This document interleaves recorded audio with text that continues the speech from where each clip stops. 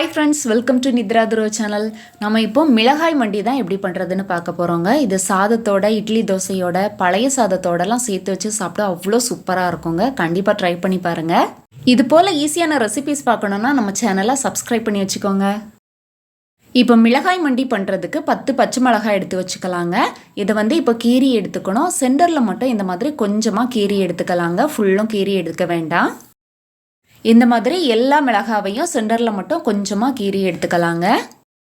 இப்போ எல்லா மிளகாவையும் கீரி எடுத்து வச்சாச்சுங்க. இது இப்படியே இருக்கட்டும். இப்போ ஸ்டவ் ஆன் பண்ணிவிட்டு பாத்திரத்தில் 2 டேபிள் ஸ்பூன் எண்ணெய் சேர்த்துக்கலாம்.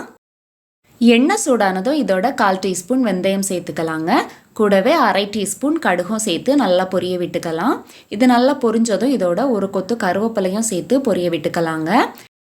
இதோடவே 15 சின்ன உள்ளியை தோல் உரிச்சிட்டு சேர்த்துக்கலாம். கூடவே 10 பல் பூண்டும் தோல் உரிச்சிட்டு சேர்த்துக்கலாங்க.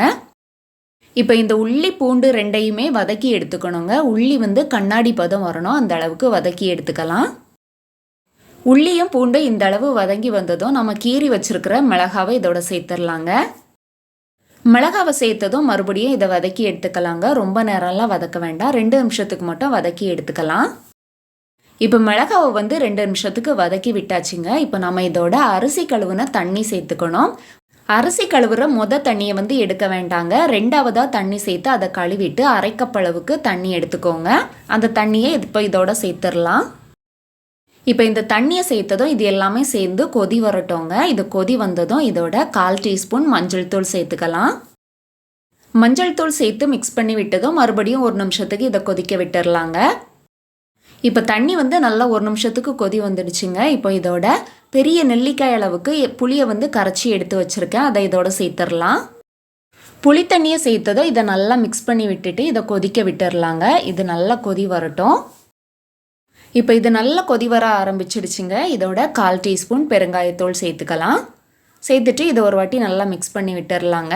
இப்போ இது நல்லா மறுபடியும் கொதி வரட்டும். இந்த தண்ணி எல்லாமே வற்றி பாதி அளவுக்கு வரணுங்க. அந்த அளவுக்கு நல்லா கொதிக்க விட்டுக்கணும். இது கொதி வரும்போது தீ மீடியமாக எரிஞ்சால் போதுங்க. இப்போ தண்ணி நல்லா பாதி அளவுக்கு வற்றி வந்துடுச்சு. இந்த அளவு வற்றி வந்தால் போதும். இப்போ இதோட 1 டீஸ்பூன் சர்க்கரை சேர்த்துக்கலாங்க. வெல்லம்னு சொல்லுவாங்க, அது சேர்த்துக்கோங்க.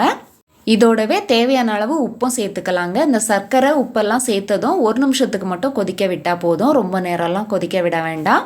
இப்போ எல்லாத்தையுமே மிக்ஸ் பண்ணி எடுத்தோன்னா சூப்பரான மிளகாய் மண்டி ரெடி. கண்டிப்பாக ட்ரை பண்ணி பாருங்கள். டேஸ்ட்டு சூப்பராக இருக்குங்க. ட்ரை பண்ணி பார்த்துட்டு எப்படி இருந்ததுன்னு சொல்லுங்கள். வீடியோ பிடிச்சிருந்தா லைக் பண்ணுங்கள், ஷேர் பண்ணுங்கள். தேங்க்ஸ் ஃபார் வாட்சிங்.